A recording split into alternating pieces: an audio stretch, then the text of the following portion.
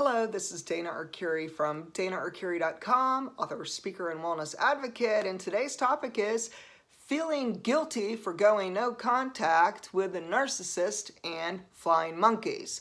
So we're going to talk about this common emotion. Oftentimes people, either before they go no contact or if they're trying to do low contact, gray rock, or they go full no contact, they may feel a little bit guilty. This is common and it's a normal human emotion. So today this is what we're going to talk about because I know so many of you have experienced this and you may battle with it. So today I'd like to have you rest assured that what you're feeling is normal and natural, and we're going to help you get through this. So number one, going no contact is enforcing a healthy boundary. You know, oftentimes the reason why we did go no contact to begin with is because the abusive people were overstepping our boundaries. They disrespected us. They didn't care that we had boundaries. They didn't care that we said no. They didn't care about anything to do with us. They didn't value us. And this is what brought us to that point of choosing to end the relationship. Now, number two is that for some of you who have shared your stories with me, and it's quite eye-opening, thank you for sharing. It's essential for you to protect yourself, especially if there is any form of physical or mental abuse. You know, going no contact could be a safety measure, and it might be something extremely necessary for you. It might even be your children, other family members. It may be that you have no choice but to go no contact. Next is, some of you might be co-parenting with a narc. So what that means is you might be divorced or separated, and you might have ended the relationship with a narcissist, but because you two both share the same children, you're co-parenting, and if there's kids involved, that means you may never get to just cold turkey quit seeing that narc. It might mean that you will have to gray rock. You will have to try to detach yourself emotionally, kind of lay low as possible, and see how that works. It could be difficult when you can't go full no contact because there's children involved. You know, that is a difficult situation. Good luck and take care of you. Practice self-care and hang on to your healthy boundaries if that is your situation. Number four, when you go no contact with a narcissist or toxic people, it might even be your toxic siblings. It doesn't mean that you are miraculously healed. You know, it's not like, boom, instant healing. No, it doesn't work like that, people. However, choosing to cut ties from toxic, abusive people, whether we're related to them or not, is an important step to our recovery process. Number six is healing is not overnight, nor in 1 month or even 1 year. Now, healing takes time. It takes a lot of work. Recovery is work, okay? Recovery takes effort. It takes due diligence. You have to be intentional. You have to keep pushing and pushing and pushing forward, but know that you are worth it. Healing is more like an onion. I've always said that, you know, healing, it feels like an onion, and boy, oh boy, does it sting.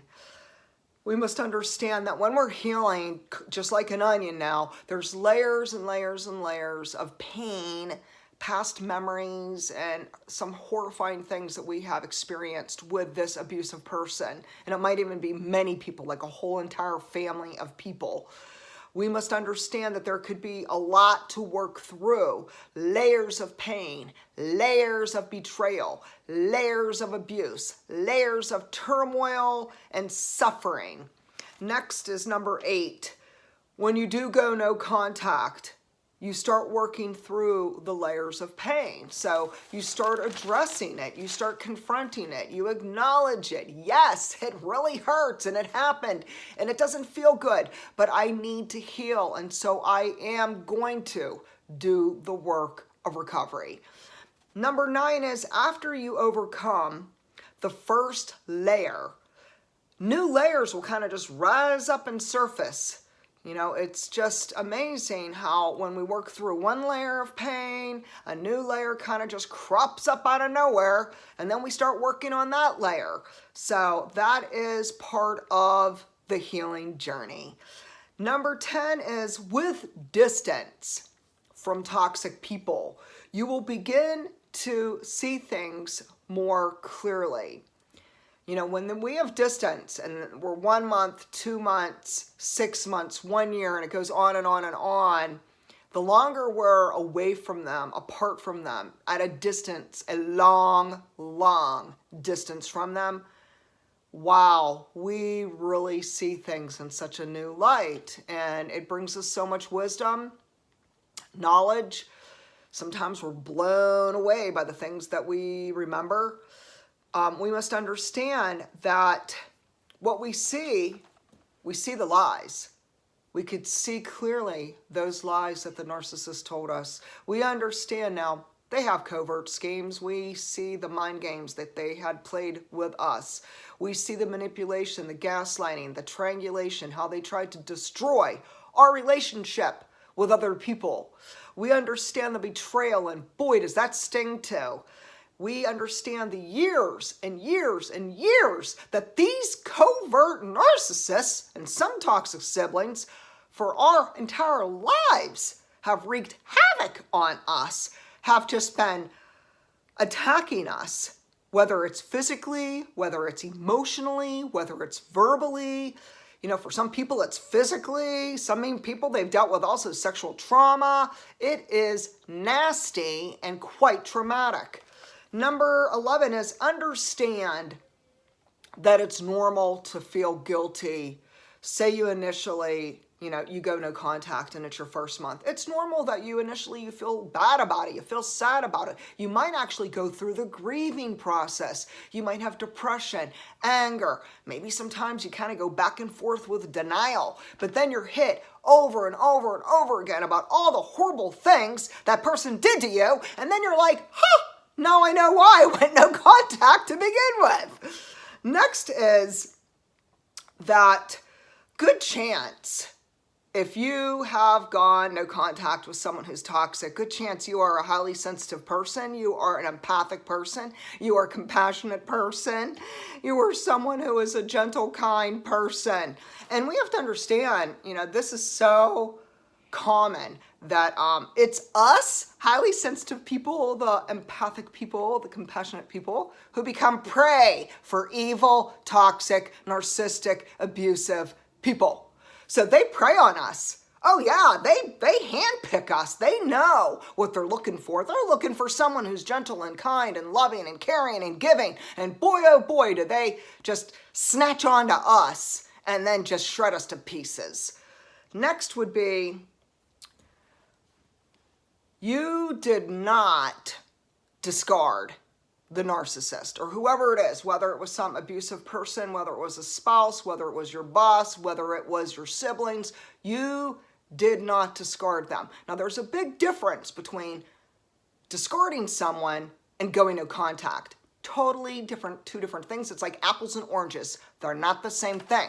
We must understand that when a person goes no contact, that this person, you've tried your whole life trying to work this relationship out, constantly trying to repair the damage that's done, trying to work through forgiveness over and over and over. You're trying to make amends with this person. You're trying to fix this person, and it just is not working out. So you have gone to great lengths. Before we go no contact, we have already done years and years and years of hard work, and it has failed. It's an epic fail, people. And, no therapy can fix it. No therapy can fix that. Next, we have to understand that it's not our fault. It's not our fault that someone's narcissistic. It's not our fault that someone is verbally abusive. It's not our fault that someone is sexually abusive. It's not our fault that someone is psychopathic or that someone is physically violent or that they're abusive. It's not our fault.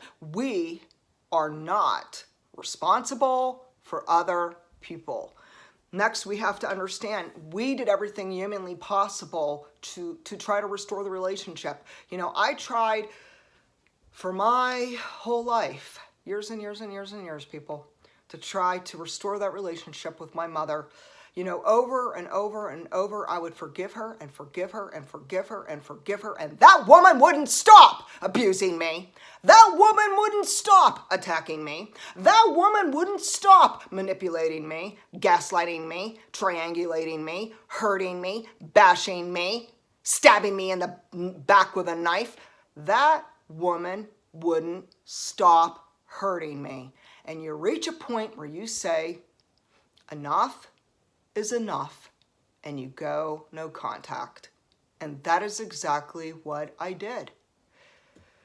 Next is that we must understand that we can't fix the abusive people, whether it's your toxic siblings, toxic husband, toxic boyfriend, girlfriend, spouse, boss, friends, whoever, parents, grandparents, relatives. We can't fix them. We can't change them. It is what it is. It is what it is. And a lot of times the best thing we could do is be mindful of the reality of now, be in the moment, open our eyes, awaken to the truth about their abuse, and to go no contact. Next is that give yourself credit. Give yourself a pat on the back, people, for trying for all those years to reconcile your relationship with that toxic person. You know, after all the work you've done, after all the trying and all the forgiveness on your part and everything you've tried so much. And some of you, if it was a spouse or a boyfriend, you've been in therapy so many times you lost count. You lost count, people. And you know what? Therapy can't fix a narc. Okay? Nobody ever has fixed a narcissist. Next is how to overcome feeling guilty. Now, many of you are asking, how do I overcome this? I'm feeling guilty. I feel so bad. I feel so sad. I feel so mad. But I'm glad I went no contact. But you're trying to work through it. And you're like, how do I do this? And so here's some tips for you. Number one, remember why you went no contact. Now, if any of you did any kind of journaling and writing, blogging, what have you, go back and revisit that blog or the journal or whatever you were writing. When I went back and I started looking through my journal from like 2017, 2018, 2019, oh my goodness, it confirmed over and over and over that I did the right thing by going no contact with my mother and my sisters. Next is that if you do have a journal and you open it up and you read back the history and you start seeing all the horrible things these people did to you, it reinforces why you went no contact. Next is that we choose to respect ourselves. Part of letting go and trying to release the guilt is to respect ourselves. Why? Because the narcissist didn't respect us. The toxic siblings didn't respect us. The abusive people most certainly did not respect us. They didn't respect us. They didn't care about us. They didn't value us. They didn't love us. They could say they did, but they're just words, and words are meaningless if you can't follow through. Actions speak louder than words. You could say you love me, but if you treat me like shit, you don't love me, because that ain't love.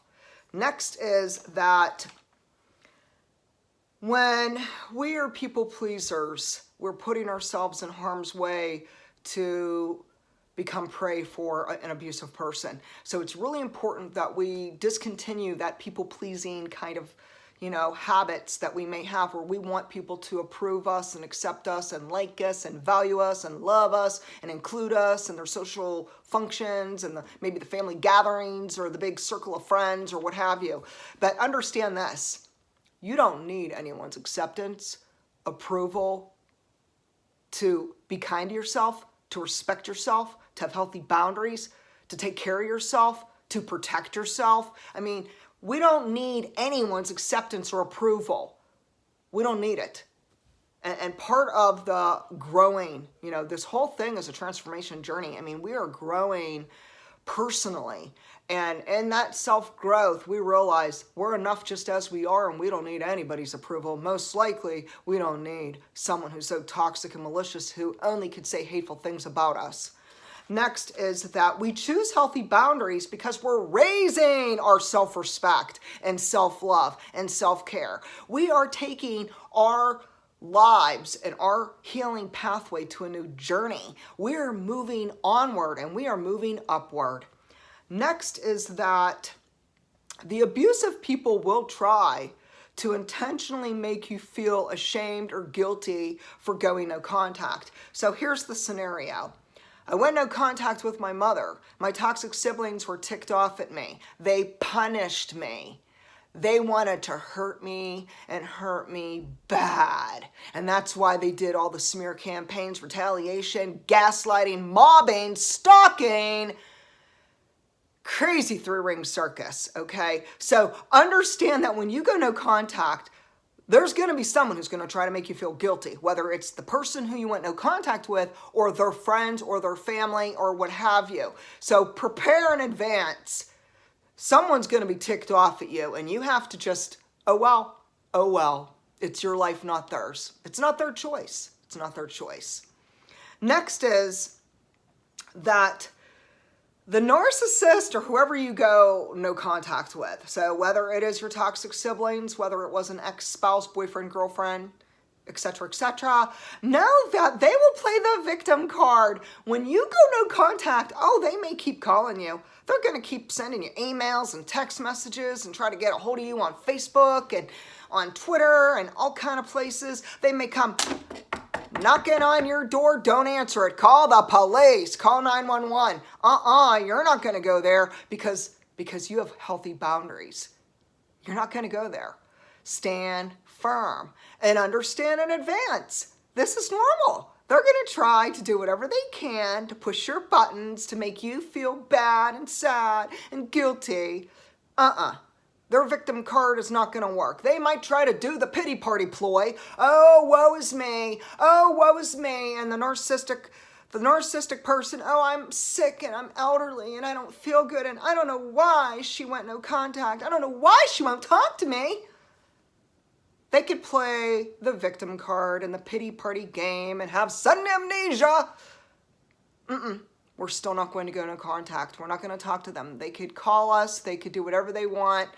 We're not going to break our no contact. And I suggest the best way to not break no contact is to block them on your cell phone, block them on social media, don't answer the door. If they send you mail, don't open it. You need to place a hedge of protection around you, people, because otherwise they are going to cause you so much harm. They're going to cause you more drama, dysfunction, and trauma. Next, understand that once you go no contact, they're so fired up at you. They're a hot mess. And they are going to seek revenge on you. They will seek revenge. Prepare for this in advance. If you have not already experienced it, know that it may unexpectedly show up. They're going to seek ways to hurt you. They're going to know how to push your buttons. They're going to seek revenge. They're going to spread rumors about you. They're going to tell covert lies. They're going to do smear campaigns, retaliation, triangulation, gaslighting. It's just destruction after destruction. They're going to try to sabotage you, destroy your career, destroy other relationships. Oh my goodness, the things they come up with, they're creative, all right. But no, we're not going to let them get the best of us. We're going to remain no contact. Next, we're on number 19. You are not obligated to stay in an unhealthy relationship. Period. End of story. Number 2, it is not morally wrong or unethical to walk away from people who are malicious, vicious, violent, abusive, hateful. People it could be your mother, could be your father, could be your grandparents, could be your siblings, could be your husband, wife, boyfriend, girlfriend, your boss. Understand that it's not morally wrong to cut ties with unhealthy, toxic people.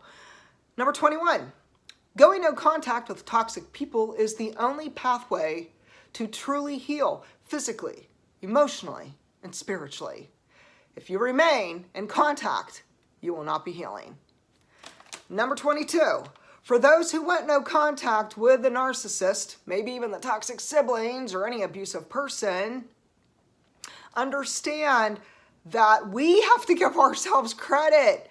We did something super courageous, that we are stronger than we ever give ourselves credit for. Know that, it takes a strong person, it takes a brave person, it takes someone who is really wise to go no contact with hurtful people. So give yourself credit, people. Today, know beyond a shadow of doubt, you made the best decision for you. Nobody can make that decision except for you. Don't let anyone make any decisions for you except for you. Next, understand that this is about you, your health, your life, your future. It's about your well-being. It's about your peace of mind. It's about your physical and emotional health. We need to take care of ourselves. We can't do it when there's a narcissist and abusive people in our lives. They just cause so much turmoil and so much sadness and anger and so much destruction and drama. It's just crazy, and we just cannot continue that. Next is release the shame, release the blame, release the guilt, and stand up for your healthy boundaries. Choose self-love, choose self-worth, choose self-respect. Understand that your happiness matters, your future matters. And when we choose to go no contact, even if there are moments and times where we might have a little bit of guilt that kind of, crops up out of nowhere, understand that it's not our fault. We did nothing wrong. We tried our best and it just didn't work. Why? Because a narcissist will never change. And if we want our lives to change, we have to break free. So today I pray for your freedom. I pray for your health and your healing. And talk to me. Tell me about if you went no contact or if you're thinking about it. If you are married, let me know how that's going. If you're in the middle of some kind of crazy three-ring circus with your spouse, or if you're now divorced but you have kids and you're gray rocking, share with me if you have moments where you do feel guilty and how you're working through that. And if you'd like to chat with me, you could go to danaarcuri.com. Thanks and have an awesome day.